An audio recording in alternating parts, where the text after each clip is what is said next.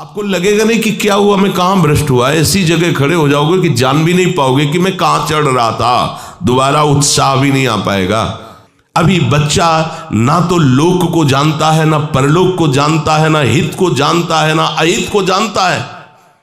अभी उसका ब्रह्मचर्य किसी काम लायक नहीं हुआ और वो उतर गया व्यभिचार में। क्या होगा उसका जीवन।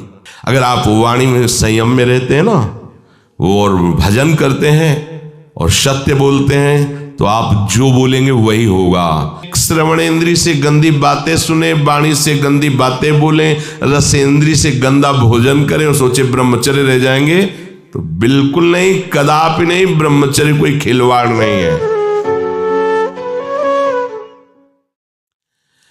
अब जो इस मार्ग पर, अध्यात्म मार्ग पर, आनंद मार्ग पर चलना चाहते हैं, तो उनको एक इंद्रिय के संयम के लिए पांचों इंद्रियों पर संयम करना होगा। ज्ञान इंद्रियों पर एक बात सुधारने के लिए ब्रह्मचर्य का रक्षा तभी वो उपासक कर सकता है जब सर्वतोभावेन ब्रह्मचर्य होगा। एक जनेन्द्रीय के ही ब्रह्मचर्य की पुष्टता का जब आप लक्ष्य कर लोगे, तो उसकी पुष्टता के लिए आपको सर्वतोभावेन ब्रह्मचर्य धारण करना पड़ेगा। सर्वतोभावेन नेत्र का ब्रह्मचर्य। जो नेत्र किसी को भी देखकर भोग कामना कर लेते हैं, भोग बुद्धि से देखते हैं वस्तु को, व्यक्ति को, किसी को भी, ये नेत्र से व्यभिचार हो रहा है। इसीलिए सावधान रहना चाहिए। जैसे नाटक, सिनेमा आदि हैं, वहां तो जान रहे हो चित्र हैं, पर उनमें जो अभिनय करने वाले जन हैं वो तो संसारी जन ही है ना। उनका पहनावा, ओढ़ावा, हाव भाव, अंग प्रत्यंग, अगर आप भगवत भाव से युक्त है तो संपूर्ण सृष्टि में कहीं भी दृष्टि जाए अपने प्रभु की भावना होती। पर वहां तक पहुंचने के लिए आपको ये त्यागना होगा ना। आप किसी का अनुकरण न करें, आप अपनी स्थिति को देखें। अगर आप किसी का अनुकरण करते हैं कि हमने उनको देखा है, वो टीवी देख रहे हैं, तो टीवी में क्या देख रहे हैं, कहाँ स्थिति है, हमें क्या पता। हमको जहां पहुंचना है उसके लिए हमारे लिए बाधक है, हमें नहीं देखना है। अगर आप माना कि कोई नाटक ही देख रहे हैं, कोई ऐसे सीरियल ही देख रहे हैं, पर उसमें अभिनय करने वाले तो संसारी भोगी पुरुष ही है ना। आप कोई त्यागी जितेंद्रीय महात्मा को थोड़ी देख रहे हैं। तो उस देखने में तन्मयता आती है।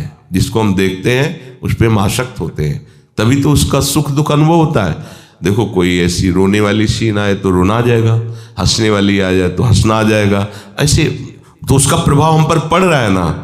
तो हम किसी के अभिनय करने वाले के अंग प्रत्यंग को देख रहे हैं और वो कामुक होकर कोई काम चेष्टा कर रहा है या कोई ऐसा, वो सारा का सारा मन कवर कर रहा है आपका। और एकांत होते ही फिर जो मन अपना मनमानी करवाएगा, आप नहीं सह पाएंगे। इसलिए नेत्र का ब्रह्मचर्य सबसे पहले शुरू कीजिए। आपको वो चीज नहीं देखनी, वो बात नहीं पढ़नी, वो दृश्य नहीं। श्रीमद् भागवत में वर्णन है, कोई पशु पक्षी भी मैथुन कर रहा हो, अचानक दृष्टि गई तो मानसिक प्रणाम करके दोबारा दृष्टि नहीं जानी चाहिए। इसीलिए लिखा है कि आप एक धनुष भूमि को देखकर, एक धनुष, इसमें किसी की हानि नहीं होगी, आपकी भी हानि नहीं होगी। आप एक धनुष भूमि देख करके ही चलिए। मतलब बहुत लंबी दूरी देखने की जरूरत नहीं है, बहुत दृष्टि उठा करके इधर उधर गर्दन हिलाने की जरूरत नहीं है। और जैसे कि कोई टक्कर मार सकता है, तो देखो जिनको प्रारब्धानुसार टक्कर लगनी होती है ना, वो चाहे जितनी सावधानी से चलो, वो प्रारब्ध आकर के दंड देता है।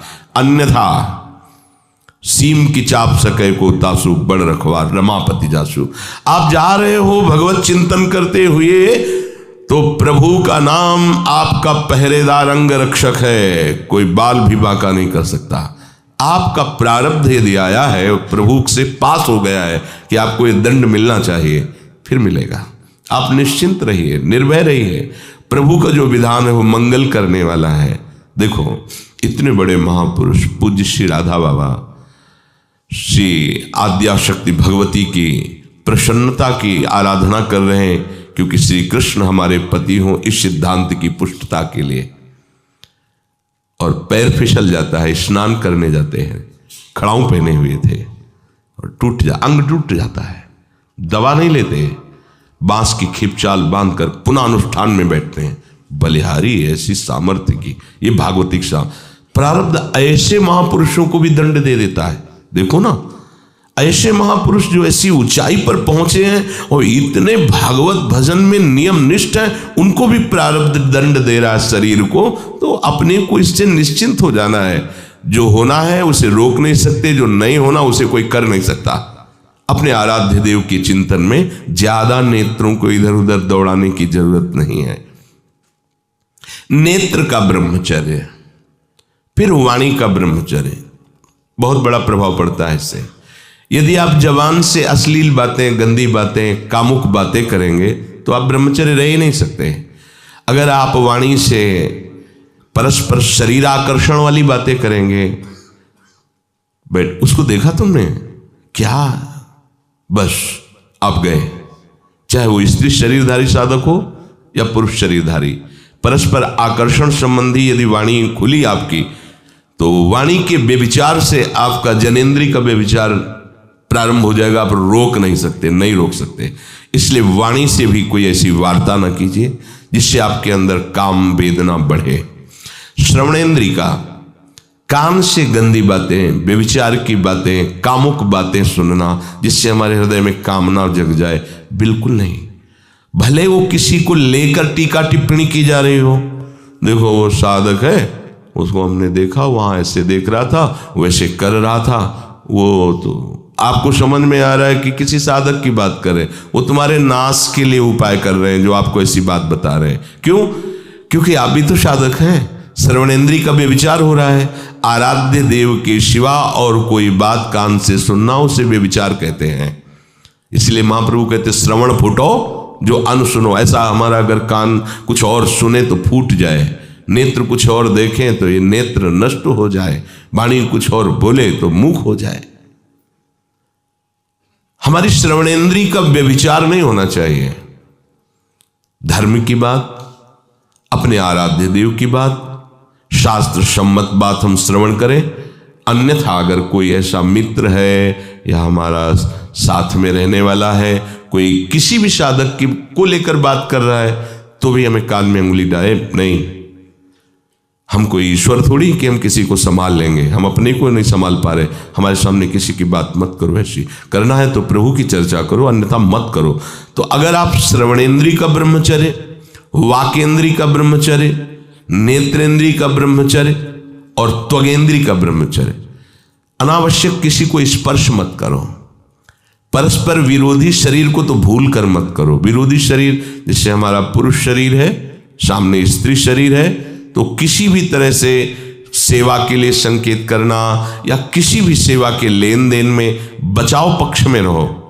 यहां रख दीजिए सामान, फिर आप उठा लीजिए। सीधे हाथ में सामान लेना नहीं, सीधे हाथ में सामान देना नहीं, जमीन में रख दीजिए। बहुत पवित्र है तो आप कुर्सी पे जो भी आसन उसका हाथ में लेने का नहीं। परस्पर विरोधी भाव वाले शरीरों का स्पर्श बिल्कुल निषेध है, किसी भी कारण से न किया जाए। मान लीजिएगा ये बहुत मतलब आवश्यक है, यदि आप इसमें चूक कर गए तो धीरे धीरे आप फिसल के वहीं खड़े हो जाएंगे जहां से चढ़ना मुश्किल है। किसी भी साधिका को, किसी भी साधक को परस्पर लेन देन हाथ में नहीं करना चाहिए। मानो हमारी बात, आपको माला देनी है, चौकी पे विराजमान करो, हम उठा लेंगे। हमें कोई सामग्री, ये सामान रखिए, आप उठा लीजिएगा।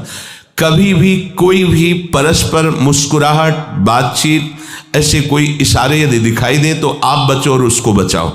साधक है, साधिका है, उससे गलती हो सकती है, आपसे भी गलती हो सकती है। आप सत्संग सुनते हैं, आपको लगा कि इसकी मुस्कुराहट, इसकी कुछ चेष्टा ऐसी दिखाई दे रही है जो हमारे अंदर कामुकता पैदा कर सकती है, उसको भी बचाओ और स्वयं बचो, तो भगवान आप पर प्रसन्न हो जाएंगे। वो देख रहे हैं अंदर की बात। साधक को बहुत सावधान रहने की आवश्यकता। ये इसको खिलवाड़ मत समझो, इसीलिए कह रहे हैं ये अध्यात्म है, ये परमार्थ है। आपको लगेगा नहीं कि क्या हुआ, मैं कहां भ्रष्ट हुआ, ऐसी जगह खड़े हो जाओगे कि जान भी नहीं पाओगे कि मैं कहां चढ़ रहा था, दोबारा उत्साह भी नहीं आ पाएगा। बात अच्छे से समझ लीजिए। तो हमारी त्वगेंद्री का व्यभिचार ना होने पावे, सहसा किसी का इस पर, किसी की भी अगर सेवा करने का सौभाग्य मिले, फिर उसमें ये प्रश्न नहीं उठता। अगर कोई गिरा पड़ा है, भला ऐसी स्थिति में कि मुझे अत्यंत आवश्यक है उसे उठाना, अगर नहीं उठाते तो वो कष्ट पा रहा, अचानक कोई गिर जाए, फिर हम ये नहीं देखेंगे, फिर ये हम सूत्र नहीं स्वीकार करेंगे कि अब हम तो ब्रह्मचारी हैं, अब हम खड़े खड़े देख, नहीं, उसको अत्यंत आवश्यकता है हमारी। अब उस समय हम भूल गए अपने आप को और उसको उठा करके अगर हमें अस्पताल ले जाना, अस्पताल ले जाएंगे, जरूरत है हम उसकी सेवा करेंगे। सावधान, वो भगवत भाव से की हुई सेवा तुम्हारे अंदर आध्यात्मिक शक्ति पैदा करेगी, काम भावना नहीं पैदा करेगी। हमारी माँ बीमार हो और हमें उसे पता चला कि शौच कर दिया है, हमें शौचाना पड़े, हमें उसका मल धोना पड़े, तो क्या हमें काम जागृत हो जाएगा? क्या मेरी माँ है। हमारी बुद्धि कभी ऐसी नहीं होगी। आपका पिता है और आप लड़की हो, कोई दूसरा रह नहीं गया और वो बीमार है, आपको ऐसी क्या काम जागृत हो जाएगा? क्या अगर ऐसी सेवा में काम जागृत होता तो कोई नर्स ही अस्पताल में नहीं होती। हर सेवा उसको करनी होती है, नर्स को, चाहे वो स्त्री शरीर हो चाहे पुरुष शरीर हो, परस्पर विरोधी शरीरों की सेवा, पर कहीं काम थोड़ी जागृत होता है, क्योंकि उसको अपने सेवा धर्म से मतलब है। तो ये सेवा के समय इस सूत्र को न देखा जाए, पर ध्यान रखें, अत्यंत आवश्यक जहां आपके सिवा नहीं हो सकता, वहां अगर हमें ऐसा अवसर मिलता है कि सेवा उसे हो सकती है तो हम पहले उसे प्रेरित करेंगे। और अगर ऐसा है कि अब कोई नहीं है, फिर हमारा परम धर्म जागृत हो जाता है परहित का। अगर हमारा कोई निंदा भी करे, कोई शरीर की भी हानि हो जाए, अब हम परवाह नहीं करते। परहित शरीर धर्म नहीं भाई, इससे बड़ा कोई धर्म नहीं है। पर ध्यान रखें, भगवान को साक्षी करके ये उस समय की बात है जहां बिल्कुल कोई अब गुंजाइश नहीं रह गई है। त्वगेंद्री को ऐसे सहसा किसी आप पुरुष शरीरधारी पुरुष को भी सहसा इससे आप में शक्ति जागृत होगी। यदि आप वाणी को मौन रखते हैं और भगवान नाम जप करते हैं और सत्य बोलते हैं, तो आप जब कभी जो कुछ भी बोलेंगे वैसा ही सत्य होगा। गांधारी जी ने कोई तप नहीं किया था। जब सुना कि मेरा ब्याह धृतराष्ट्र से हो रहा है जो बाह्य नेत्र रहित है, उसी समय पट्टी बांध ली कि जब मेरा पति संसार को नहीं देख सकता तो मैं भी संसार को नहीं देखूं। जब मेरा पति मेरे रूप को नहीं देख सकता तो मैं भी किसी के रूप को नहीं देख, पट्टी बांध ली थी। जब महाभारत का युद्ध चल रहा था, बड़े बड़े वीरों को मार गिराया जा रहा था, गांधारी ने दुर्योधन से कहा, सुन, मुझे पता है कि भीम की गदा को तू झेल नहीं पाएगा, क्योंकि सबसे बड़ी बात भगवान का वरद हस्त उनके ऊपर है। दूसरी बात, वो पवन पुत्र है, वो जब अपने आवेश में आ जाएगा तो तेरी सामर्थ्य नहीं कि उसकी गदा के प्रहार को तू सह सके। पर मैं तुझे शक्ति प्रदान करूंगी। मैं एक पतिव्रता हूं, आज तक कभी पति का वरण करने के बाद कुछ देखा नहीं है। मैं अपने नेत्रों की पट्टी खोलूंगी, तू नग्न होकर मेरे सामने आ जाना। मेरी दृष्टि पड़ते ही वज्र का शरीर तेरा हो जाएगा। किसी की सामर्थ्य नहीं कि तेरे उस अंगों को तोड़ सके। भगवान सब कुछ जानने वाले हैं और भगवान भक्त पक्षपाती होते। भगवान का स्वभाव भक्त का पक्षपात लेना होता है। वो अपने महल से कॉरिडोर से जा रहा था गांधारी जी के पास, भगवान आ गए चट से, तो तुरंत उसने हाथ ऐसे लगा लिया। मुझे शर्म आनी चाहिए यार, तो हस्तिनापुर के सम्राट पद पर अभिषिक्त होने के लिए तैयारी कर रहा है, नंगे घूम रहा है गली में। उसने कहा, गली में नहीं, माँ के सामने जा रहा है। अरे कोई बच्चा है, ऐसे जाया जाता है माँ के सामने? तो उसने कहा, माँ ने कहा है कि हम पट्टी खोलकर तुम्हें देख लेंगे तो तुम्हारा शरीर वज्र का। चलो माना, माँ की आज्ञा का पालन करो, थोड़ा इन अंगों को तो ढक लो, तुम तो बड़े हो, कोई बच्चे थोड़ी को माँ के सामने ऐसे चले जाओगे, ढकना चाहिए तुम्हें। वापस कर दिया। वो यहाँ ऐसे पत्तों से ढका, वस्त्र नहीं पहना, माँ की आज्ञा, ऐसे पत्ते से ऐसे कमर से ऐसे ढक लिया, पीछे आगे ऐसे। गांधारी जी ने पट्टी खोली और जे ही देखा पूरा शरीर वज्र का हो। तो ये क्या किया तूने, कमर में क्यों बांध लिया? बोले शर्म लगती थी। कैसे आपके? बोले यहीं से मारा जाएगा। भीम की गदा का प्रहार तेरी इसी जंघा और कमर को तोड़ देगा, तेरी मृत्यु। मान गई, प्रभु के विधान के आगे किसी का बल काम नहीं करता। गांधारी